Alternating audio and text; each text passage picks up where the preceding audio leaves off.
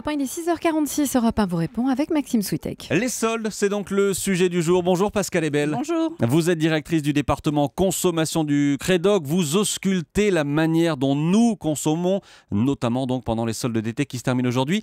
Première question, très simple. Bon ou mauvais cru cette année ? Alors, c'est pas un bon cru. On a plutôt une baisse de 5% par rapport à 2013, notamment parce qu'on a eu une météo pas très favorable. Il a beaucoup plu en ce mois de juillet et parce qu'on a un contexte économique où, après 7 ans de crise, le pouvoir d'achat des Français a tendance à être moins bon en 2014 qu'en 2013. On avait une petite embellie en 2013 et là, on sent qu'ils sont très, très contraints. On n'a jamais eu aussi peu de consommateurs qui achètent sur coup de tête, donc qui achètent avec plaisir. On est descendu à 40%, on était à 46% l'année dernière.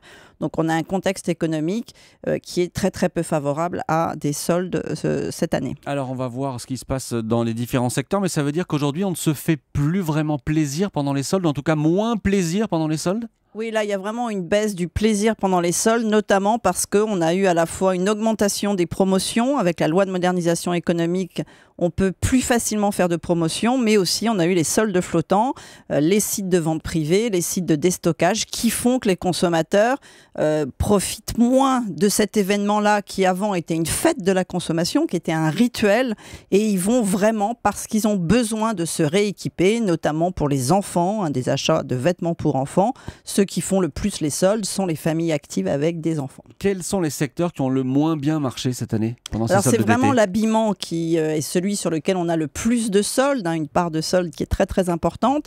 Et c'est vraiment ce secteur-là qui depuis une dizaine d'années, depuis 2007, va vraiment baisser. On a une chute du chiffre d'affaires, par exemple, sur le vêtement féminin qui est de l'ordre de 10%, de 10 à 15%. Donc, 10 à 15% sur le vêtement féminin ? Ah oui, mais en 8 ans. C'est-à-dire qu'il y a vraiment des baisses pratiquement tous les ans. Mais c'est une tendance lourde, ça veut dire que c'est vraiment... C'est lié à la crise, c'est vraiment depuis le début de la crise. Donc c'est le secteur qui baisse le plus durant cette crise. Et donc forcément, on a des volumes de soldes qui ralentissent fortement. Est-ce qu'il y a malgré tout des secteurs qui ont bien fonctionné cette année ? Alors il y a sûrement il y a des secteurs qui sont plus favorables, comme notamment les nouvelles technologies. Alors c'est pas des secteurs où il y a des grosses parts de soldes, mais évidemment sur que ce soit des téléviseurs, des choses comme ça, on va plutôt en profiter, notamment parce qu'il y a eu la Coupe du Monde de foot. Alors vous l'avez rapidement évoqué, il y a aussi le problème des soldes flottants. Depuis 2008, 2 semaines par an, les commerçants peuvent vendre à perte. C'était une mauvaise idée ? Oui, moi j'ai toujours milité en disant que c'était pas une bonne idée parce que finalement, d'abord ça n'a pas été très bien mis en place parce que les vendeurs, les magasins les ont pas fait à la même période. Donc les consommateurs pouvaient voir des soldes flottants dans un magasin une semaine et la semaine suivante, c'était le magasin d'à côté. Et donc au tout début, ça n'a pas marché du tout. C'était pas visible. Ça coûtait très très cher à mettre en place pour les enseignes.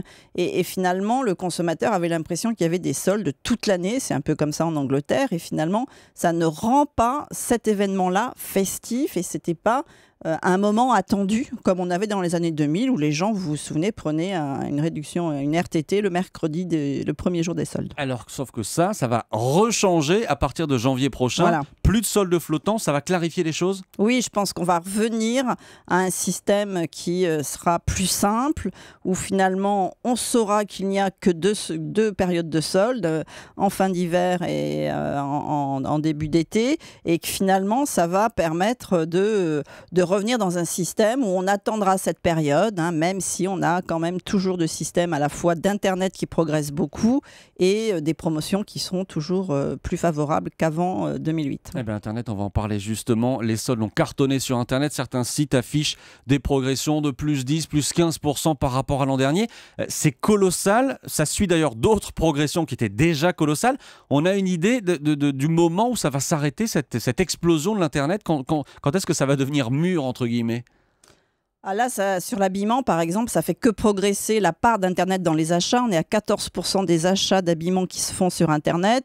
Donc le maximum atteint, tout le monde dit autour de 25%. Donc on a encore une dizaine d'années pour une progression d'Internet, du média Internet.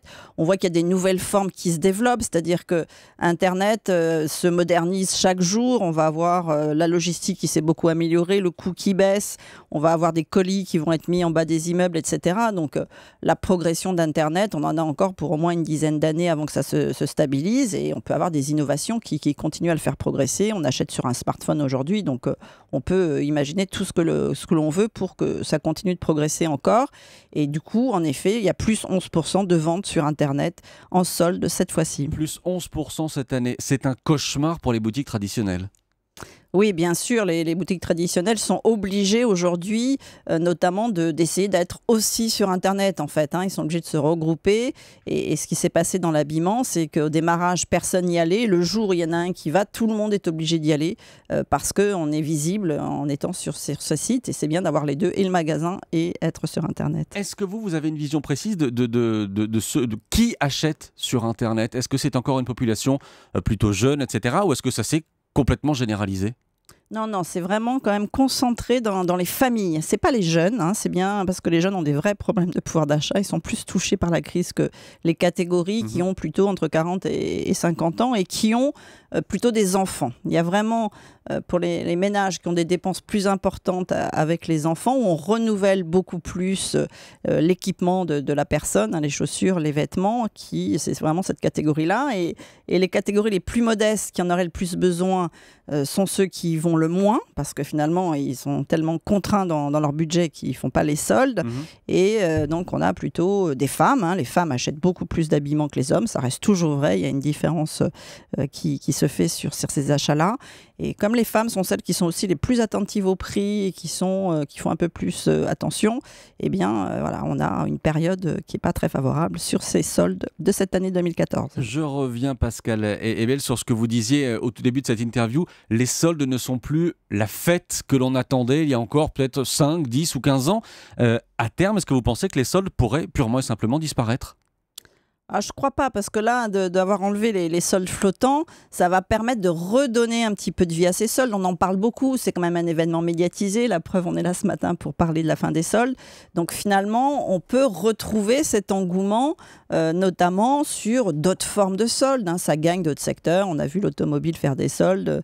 On voit des choses qui peuvent recréer un événement festif. Les magasins, les commerçants peuvent recréer quelque chose autour de cet événement. Et donc, on rappelle le chiffre de cette année, des soldes d'été, moins 5%. Moins 5% de ventes cette année. Moins 5%. Merci beaucoup, Pascal Ebel. Je rappelle que vous travaillez pour le Crédoc, qui s'intéresse à toutes nos habitudes de consommation. Merci à vous et très bonne journée.